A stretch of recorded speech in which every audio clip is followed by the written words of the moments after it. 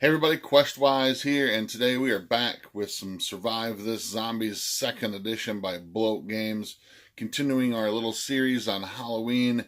And last time we talked about the game itself and why I thought it was awesome, why I think you should all go pick it up.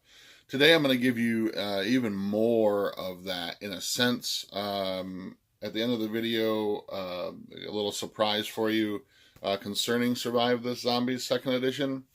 But today what I want to talk about is horror games and adding horror, senses of elements of horror to your horror game during the Halloween season, or any time. If you really love horror role-playing games and you want that to be a sort of fixture, then these are tips and tricks that you can add to any horror game. Now, there are tons of horror games out there. There's some really, really great ones, and I don't. The granddaddy of them all, to me, of course, is Call of Cthulhu, and that's one that sort of it's one of the best. It's one of the oldest. It's one of the most refined horror games out there, I think, on the market. But there are tons of other ones out there. Some of my favorites include Dead Rain by Palladium Books, Beyond the Supernatural by Palladium Books, and of course, Survive This Zombies by Bloat Games. And the reason I love this, and you can watch the previous video and stuff, but the reason I love this is because I love apocalyptic type horror games, right? I love that sort of survivability, that survival type of horror kind of game. If you were talking about fiction, I would talk things about like, The Road by Cormac McCarthy, things like that kind of stuff. Station 11 by Emily St. John Mandel. There's some really great sort of horror apocalyptic fiction out there as well. And that's the kind of stuff I love. I love putting characters into situations where it's not just about the zombies. It's about surviving, and it's about the horror of the stark reality that their everyday life is very fragile and could end at any moment because the dangers in the world of just surviving itself, that kind of stuff. So today what I'm going to talk about, we're going to use this as an illustration, but we're going to talk about survival fiction, and adding horror, a little bit of horror to your horror RPG. So another one of my favorite horror writers is Benjamin Percy. And a few years ago, last year, 2 years ago, I got a chance to go see him at a public speaking event. And one of the things he said that really struck a chord with me, and I've always used this as well to add elements of horror to either fiction that I'm writing or to horror games that I'm running for people as well too, is that the most terrifying moment in any horror story is the thing that's scratching behind the door that we never ever see, right? Because our imaginations are what make us, or what makes horror so terrifying. The things, we all have our own sort of personal things that make us terrified. And if you can build a sense of that in a game for the players and let their imaginations fill in the details, that's going to make that game much more horrifying for them. It's going to make that much more enjoyable for them as well too. So here's a few tips and techniques of things that I use in my game, and they might not work for you, and that's fine. That's what the great thing about role-playing games and our hobby is, that there's always something different for everyone out there. But for the things that work for me, and if you haven't tried these, give them a shot, see if they do work for you. But the things that I like to incorporate into my horror role-playing games are as follows. I like to use suspense. I like to build a sense of suspense. Now, this can be really hard, especially if you're at a table with a bunch of friends. You might be at a store or someplace in a public space as well too. There's people laughing in the background. There's drinking. There's whatever. There's distractions that are outside of your gaming table, or maybe a distractions at your gaming table. Maybe there's a bag of Doritos that everybody's kind of digging through. Somebody's cracking a can of soda. There's different things that can kind of distract from that. But I tried to build a sense of Wow. I tried to build a sense of suspense, a lot of S's in those sentences, by telling the players what they don't see. Okay, one of the first things I do is that I build the sense of suspense by building an aura of things, letting the players themselves create in their mind what it is that they actually see. And so I tell them what they don't see. I use sounds, I use smells, and I use like tastes, right? So things I will do is describe what the room sounds like, or what it is they enter a house or something, what it is that they hear, what it is that they might smell, and things that, you know, if there's like an acidic taste in the air, right? Or if they're sipping something, I give them a weird taste. Is always a fun one because it's icky, right? It's in you. It's part of your part of an experience that you don't want if it's horrible in your mouth, kind of thing. Or make it something beautiful, like, you know, the taste of something sweet and sickly in your mouth. So those are kind of fun, but don't ever tell them what they see. Don't ever describe what it is. Like, you can tell them what the room looks like, but if it's something that you want to build suspense, let them fill in the details. Give them little hints, like you hear this low moaning in the background, or the wind crackling through the panes of the window. You know, things like that. The smell of earth, and the smell of moss growing over moldy, you know, whatever. So you give them little senses of things and let them sort of fill in what it is that they see, that their characters see, that they in their mind's eye can kind of envision. Next, I use music if possible. If it's a place that you're able to use music, please do use music. I tend to use like very low music in the background, right? And ominous music, like let it be some kind of dark classical piece, or you know, whatever it is that fits the sort of tone of the game that you're running. If it's like a 1920s, 1930s kind of classic kind of horror thing, I'll play some low jazz in the background, some like kind of wailing, slow, like trumpety kind of sounds or whatever. But try to use music if you can, if it's possible to use some sort of music. The other thing I like to do, and this worked very, very well in the few times that I've used it, horror usually takes place when the PCs are by themselves, right? When they're off kind of doing something, and it's they're sort of secluded from the rest of the world, right? Because that's going to be one of those things that sort of builds terror as well too. That they're all alone in this world, they're this situation, and there's nobody else to come save them except for the few of them that are there. So one of the things I've done before is we had a game in which the PCs were down this alleyway, right? And there was a thing at the end of this alleyway that they were sort of trying to investigate. And so I was adding in the sounds and the smells and stuff that emanating from this alleyway. But one of the things I played in the background really, really low, and what I did is I turned the speaker sort of away from us and played it kind of low, was the sounds of people, street noises, right? It gave them that sort of 3D aura of the fact that there are people back there, but they're really far away. And if anything goes down in this situation, you're completely on your own. So they had a connection to humanity that was out there, that was back there somewhere, but it was completely out of sight. It was completely out of reach, right? So there's like cars honking in the background, and there was, you know, people talking and laughing and stuff, and trucks driving by. But it was beyond their reach, and that they kind of gave them that sense that they were completely alone. So use music, use sound effects when you get a chance, if it works for you. It's really tough to do so if you're in, say, like I have a group here sometimes that meets at a tavern, at a brewery, and so sometimes it's tough to kind of use those things when there are tons of other people around. But if you get a chance, try to use those things. They're very subtle. Don't make them the forefront of the game, but, you know, make them very subtle, and it works really well. Use lighting if possible. Again, if you're in a public place, really hard to do, but if it's possible to use lighting, sort of dim the lighting, or use some sort of mood lighting, candles. You know, of course, be safe if you're using live flame. I shouldn't have to say that, but please do. If you're using open flame on things, please be careful. But add a sense of sort of lighting aura too.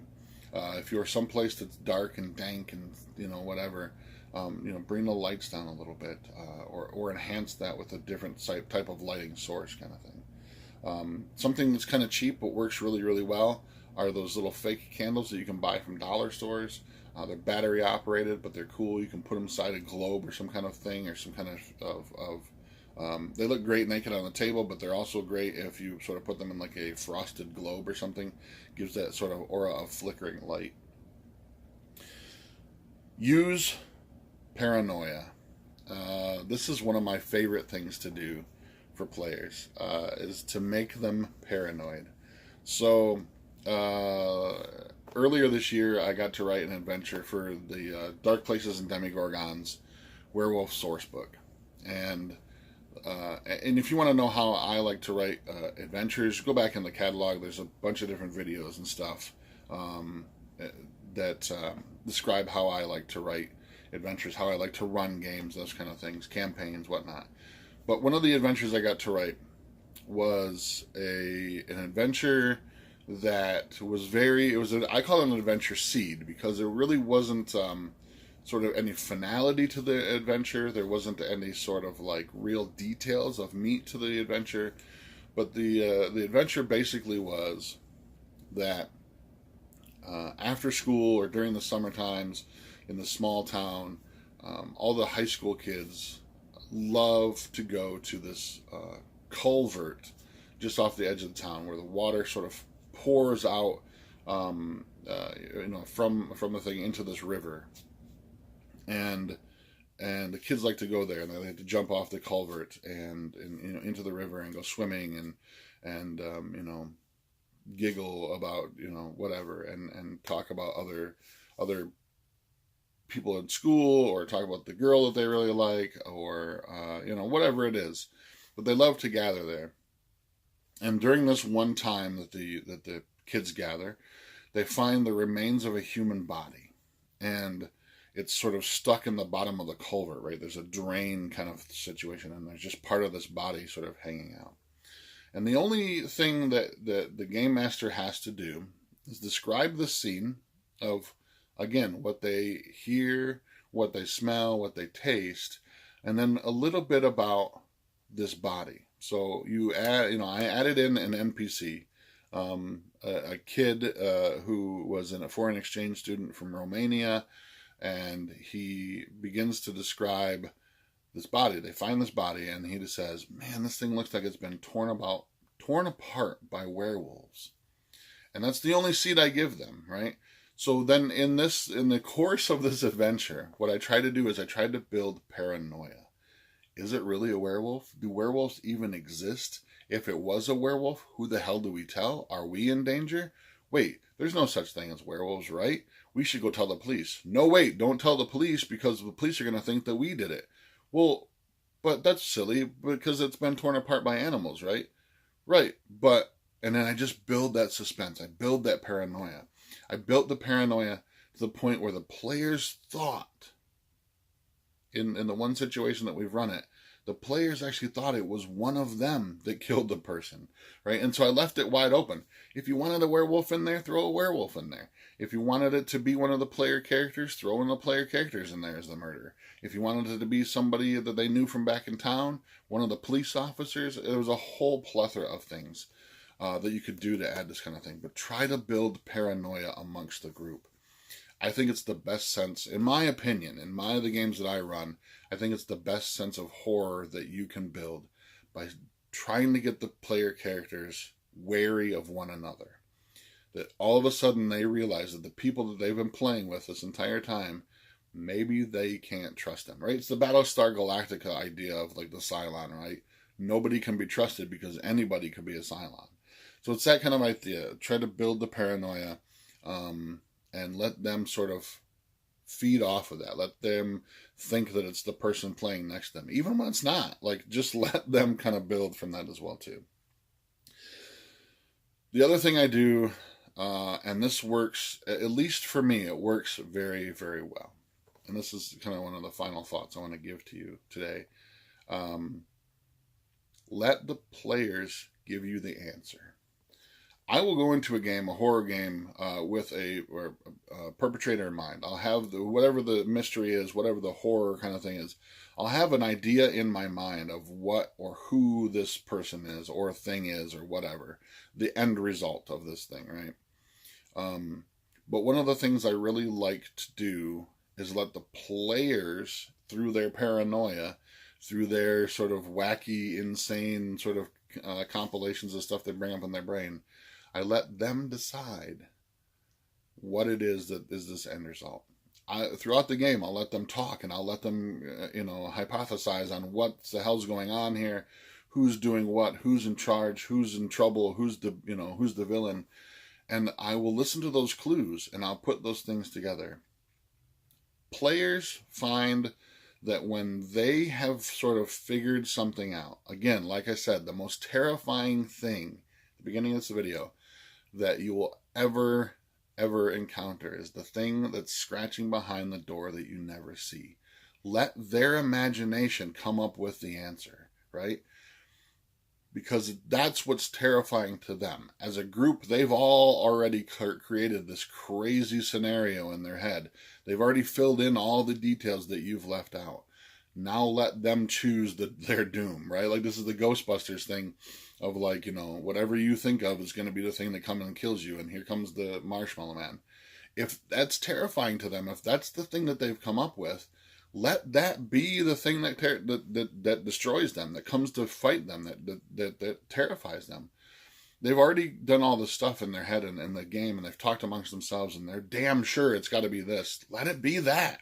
They're going to be so excited that they were the ones that sort of worked out this mystery and came up with the answer, and now you're unleashing it upon them, right? And now they have to fight this terrible thing or whatever, or run away from it. They're going to be very, very excited that it's their creation. And it was the thing that even though it wasn't their creation, don't let them know that. Don't be like, oh yeah, you just made this.